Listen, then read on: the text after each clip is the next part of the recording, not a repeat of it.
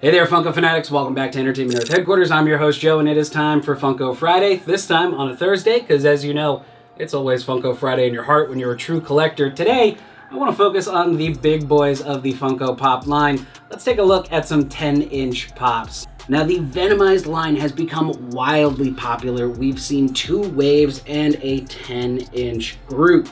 I think this one has some of the nicest details of maybe any pop ever. I mean, I love the spit on the tongue, the tentacles coming off that kind of has that mix of Groot and Venom, almost a Little Shop of Horrors feel to it too, which is nice.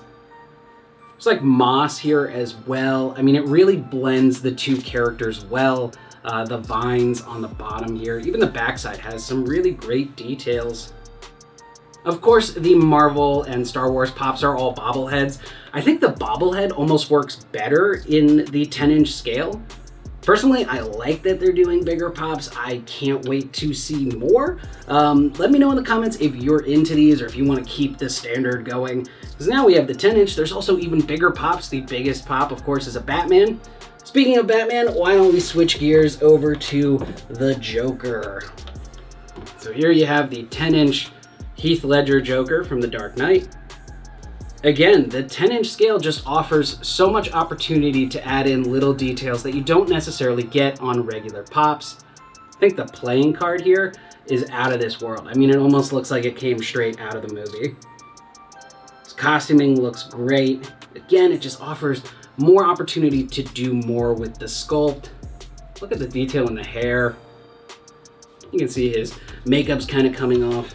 Comparing the 2 side by side, you have Marvel and DC, of course, bobblehead and non-bobblehead.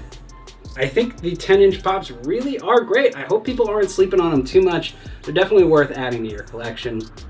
Now, 10-inch pops aside, there's also a lot of other exciting stuff happening in the world of Funko. As you know, con season is right around the corner. This week, we saw the announcement of the Emerald City Comic-Con exclusives. Our shared exclusive is the Tanker Bug from Starship Troopers. Get in there and get a close look at some of the awesome details this guy has. I love the acid effect. Again, you can see some battle damage here on the backside. Of course, that's from the movie when Rico jumped in there and planted a grenade. If you're a Starship Trooper fan and maybe not even a Funko fan, I think this is worth adding to your collection. It kind of moves away from the traditional pop aesthetic. I mean, I think it would look good in a collection that even wasn't all Funko based. There's even detail on the belly side of the figure. Again, I just think it's some detail here that you don't usually see in a pop. I mean, even the face is a little more real than we've come to expect. I love the size too. It's almost reminiscent of our SDCC Jaws exclusive. There you have it. Now, this isn't available for pre-order yet, but it's going to be coming soon, so be sure to follow our social media for details. And of course, we all know there's a lot more exciting Funko stuff coming next week, so be sure to come back because we're going to have a lot of exciting announcements coming right out of New York Toy Fair. We'll see you next time.